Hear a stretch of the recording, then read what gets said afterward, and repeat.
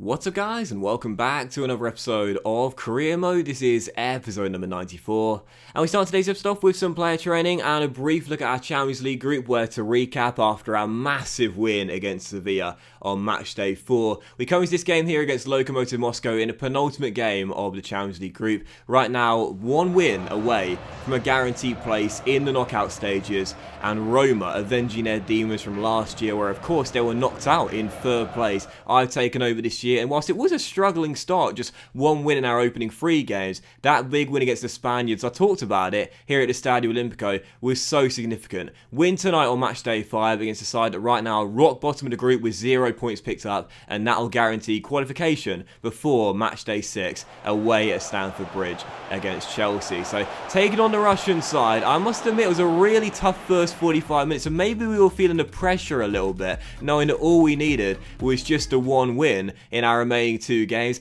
Couldn't really break them down. I was really struggling, and unlike in Russia on match day 1, when we were 3-0 up at half time, we were goalless heading into the break. Thankfully though, Chelsea were holding Sevilla, so because of that score, we were still going to be qualifying, even though we weren't able to break the deadlock here and get ourselves in front as results stood. But I wasn't going to, just hope that Chelsea could hold on to the draw against Sevilla. I do want to have destiny out of our own hands. If we won tonight, that will guarantee it, regardless of what would happen in that game there. So in the second half, started off much more aggressive. First, Riccardi striking that ball just wide of the post, and then Siric off the bench 7 minutes after the restart makes it 1-0. As the subs had our first 2 chances of the second half and got us the opening goal as well. The Croatian with the finish, at the start of the season, he was one of those players that I was considering selling. There were bids for our number 24. A lot of you guys said keep him here though, and I'm glad I did. His first goal of the season, a lovely acrobatic celebration as well, as Siric off the subs bench makes it 1-0. Finally breaks the deadlock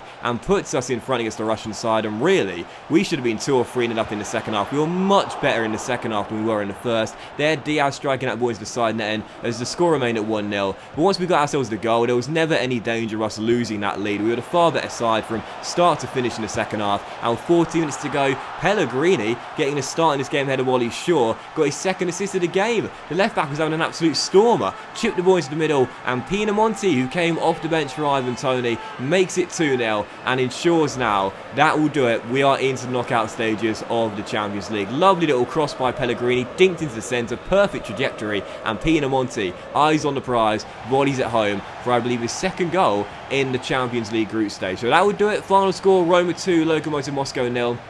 Wasn't our best performance, particularly in the first half, but in the second half we were just so much more aggressive, so much more assertive. Pellegrini was our best player in this game, got 2 assists and was the heart of everything really, down that left-hand side. In the end it didn't matter, we could have lost the game, we still would have qualified, because Chelsea beat Sevilla by 3-1 away in Spain. But because of that win there, that does guarantee it, we're into the knockout stages, and on match day 6 away at Stamford Bridge in West London, if we can beat Chelsea, we'll leapfrog Frank Lampard's side on the final group game, and head in to top spot to the knockout stages as well. For Sheffield United, as I predicted, unfortunately they are going to have a 3rd place finish. That's now guaranteed with a game to spare, as I run you through the rest of the groups here as well. But yeah, just really happy that we've guaranteed qualification with a game to spare, because the last thing I wanted was to go to Stamford Bridge, and I talked about it, perhaps needing a win on match day 6 away against our rivals that we saw with Sheffield United. That'll be extra incentive for Frank Lampard's side to knock us out, but no, it's secured now with match day 6 to come. So I'll probably play a couple of starters in that game, as I would like to finish top of the group, no doubt about it, but I'll probably rotate the vast majority of my side with bigger games to come, including Inter Milan 3 days before it, which is our 3rd and final game of today's episode. So yeah, big luxury knowing now qualification is already secure. Still, for our second of 3 games today, it's back to the Serie A as we remain here at the Stadio Olimpico to take on Genoa on a fantastic run right now in the Serie A. Still unbeaten and haven't lost a game in, I think, 10, perhaps 11 games now since match day 2. So heading into this game, fancying our chance of extending the unbeaten streak and getting a big win here. We had some brilliant chances early on in this game, and unlike against Lokomotiv Moscow, it wasn't the fact we weren't creating chance in the first half as to why we weren't in front, it was the fact we couldn't finish. Chance after chance after chance was spurned. The worst one was Ollie Shaw missing that header. God damn it, when is he going to score his first goal in professional football? Is it went off target? We were playing some lovely football though. Really nice moves. This is a fantastic one here, but Moyes keen denied by the goalkeeper as Genoa would escape. So as we headed into the half-time break, it was still 0-0. And again, we'd had some brilliant football played in the first half. We just couldn't finish. So once again, deadlocked at half-time for I believe the third game in a row. And in the second half, 14 minutes after the restart, just couldn't break Genoa down and get ourselves the goal that I felt was all we'd need to get the win. It was still 0-0 as Tony missed that chance there as we were still deadlocked and with 8 minutes to go as Genoa tried to play the ball long. Orsolini intercepts, wins the 50-50 tackle on Funes Mori, slides it through to Pinamonti off the bench, outpaces Paul Dummett and smacks it into the bottom corner as well. Relief at the Stadio Olimpico as Andrea Pinamonti comes off the bench and for the second time in 4 days grabs a goal from the subs bench. Tony not doing it for me in this game. Pinamonti came on. I pushed Tony out to the right wing and I'm so glad I made that decision. I said to Pinamonti, you scored in midweek. Go on, son. You got the chance now. 20 minutes to go. Win us this game and prove you deserve more game time. He does just that. His first goal in the Serie A in a Roma shirt. Drills it into the bottom corner.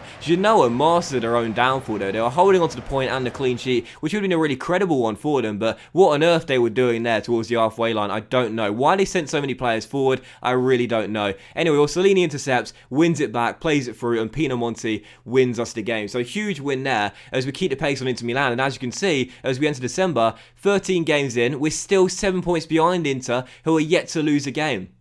As I mentioned it a few times already this season, draws are basically defeats. If we have a slip-up and only get a point, may as well count it as a defeat. Because the only way we're going to get back in this title race is by winning games. A late winner there, but a winner nonetheless. But still, yeah, 25 games, to go in the Serie A right now. As you can see, sat in 4th place. And I thought I'd show you the top scorers in the assist charts as well. Where Jason! Oh, God, I was so happy to see this. He's not my player. He's Sampdoria's, but Jason, in his first stint in the Serie A with Sampdoria, has got 7 assists in 11 and is currently leading the way in the top assist charts. I said that his Magic app made it through customs. It clearly has. Oh, Jason, I can't wait until we play Sampdoria for the first time. It's going to be coming in in January even, in a couple of episodes' time. Look forward to that. It's going to be fantastic. But still, for our third and final game of today's episode, as we take on Inter Milan here away at the San Siro, it's the big one. It's the league leaders with right now the joint best defensive record in the division with only 4 goals conceded in 13 games and one of only 2 sides, along with Juventus, that are undefeated in the Serie A so far. As I mentioned just a moment ago, if we are to get back in this title race, we need wins, not just draws, and that includes this game here away at the San Siro. 7 points behind already, still playing catch up, and cannot afford a slip up. Lose today, and I'd say the title race wouldn't necessarily be over for us, but we have a lot of work to do, even with 24 games to go, going 10 points behind. It's a massive game, it's a must not lose game against the league leaders, undefeated Inter Milan, away at the San Siro. Come on, Roma, we need at least a point, but I say all 3. Let's go get it, come on boys. Pretty cagey beginning to this game here, still deadlocked at 0-0, past the quarter of an hour mark. Not a real surprise though, Inter Milan and Juventus currently have the best defensive record in the division with 4 goals conceded. That's it, and we've only scored 18 all season long as well, so this game does have 0-0 stalemate really written all over it. There will be some chances, and there was the first. Easy save for Paul Lopez, still 0-0, but I don't think it will finish 0-0. I think someone will win today. Sure, good interception. I need a teammate to offload the ball to it. It's Marco Roja, and out wide is Calabria. And Calabria back into the Spaniard. He'll flick it onto Orsolini, who's got a bit of space to let fly. Off the post by Orsolini. And Inter Milan escape. That's our first real sight of goal in 38 minutes worth of play. And Riccardo Orsolini, who's had an amazing start to the season, almost scored a screamer. Have a go again, son. Leno with the save and turn behind for a corner. He is magic. When he gets the ball at his feet, you expect him to do something with it. In goes the corner from Riccardo, headed away. It'll drop to Roja. We keep the chance alive. Mandragora, Romagnoli dispossessed and Inter clear. So unlucky.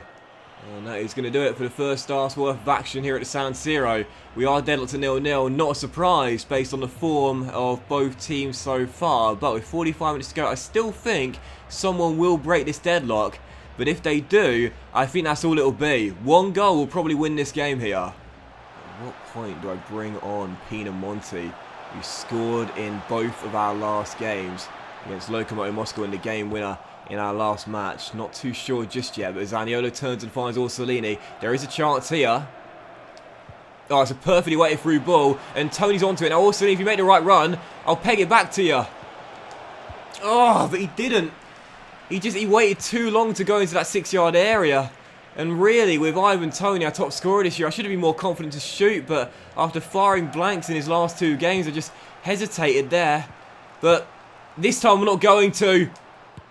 This time I'm not going to! Ivan Toney smacks it in and makes it Inter Milan 0, Roma 1. The joint best defensive record in the division has been broken by the shocker. Why was I trying to pass it to Orsolini? This goes to back-to-back Golden Boot win in the Premier League, and he's going for it in the Serie A. Plays a lovely little 1-2, and once he's played forward against Leno, smacks it past the German into the top corner. Pick that one out. 1-0 Roma, and there's the breakthrough. Come on, Ivan. It's yours, Ferro. There we go. Get it on the ground. Get it on the ground. We're going to pass out from the back here, please. There we go. Nicely done. Nicely done. And we'll just build patiently here, not force things, as we lead by 1. What a win this will be if we can hold on to it. Tony on the ball. Yes! Puts it in! Oh, he just about got his feet sorted. I thought he got his feet muddled up, but Ivan Toney, 2 quick goals in 4 minutes, makes it Inter Milan 0, Roma 2, and the San Siro is stunned silent. The away fans bouncing behind the goal. Lovely 1-2 again between Ivan and Ricardo. Just about got his feet sorted and puts it past Leno with the weaker left foot into the bottom corner. 2-0 Roma, quick fire double. Oh, Ivan Toney, fantastic. 13 now in the Serie A for Ivan Toney. Twice he's beaten Inter's back line to go in behind, and both times he's finished deftly. First with the right, then with the left. And if he wants to get his first match ball, we're going to have to whip those balls into the centre for a perfect hat-trick on his head, maybe. Oh, fantastic. Really good between him and Orsolini today. They've been brilliant. And here's Zaniolo, and there's a chance here. Oh, Tony! Tony's footwork today! Sensational! Take a bow, young man. That's your first hat-trick in a Roma shirt. And what a game to get it in. Inter Milan 0, Roma 3. Normally he goes with a dummy, but this time just drags it back, gets it out of his feet, and bang with the outside the right boot in at the near post. Past Leno. Inter Milan 0, Roma 3, and the shocker gets his 12th, 13th and now 14th goals in the Serie A this season. What a performance from Tony, and Roma are on course for a huge win in the Serie A. Well, off he comes to a standing ovation, I'm sure, from the visiting fans in the away end. Well, most of them are standing up, some aren't, but still 3-0, courtesy of Ivan Toney's hat-trick as Pinamonti comes on, and Paul Lopez, with the safe hands there, catches the ball as we still lead by 3. Inter Milan, 13 games undefeated, but today we rock up to the San Siro, and that unbeaten run is over, and as Zaniolo's away down the right-hand side here, there's a chance for a 4th. It's the captain. They've allowed him to run all the way. Good save, but Pinamonti off the bench, shot blocked, as he almost got his 3rd goal in as many games. Still 3-0. What a performance in this second half. What a response. Joint best defensive record in the league. One of only 2 sides undefeated in the Serie A until this man rocked up at the Serie A. Ivan Toney in the white tracksuit claims the match ball. What a performance. It's all over.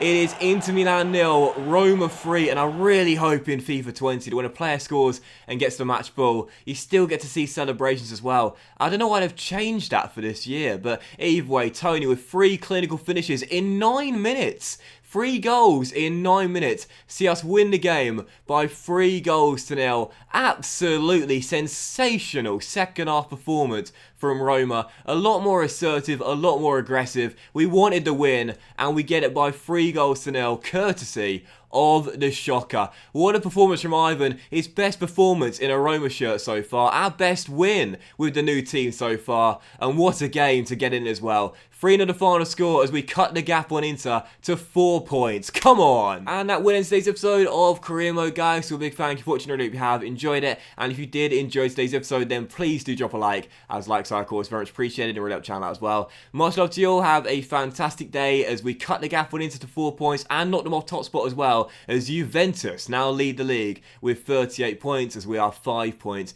behind. Have a great day though, guys. Much love to you all, and I'll see you for the next episode of Career Mode very soon.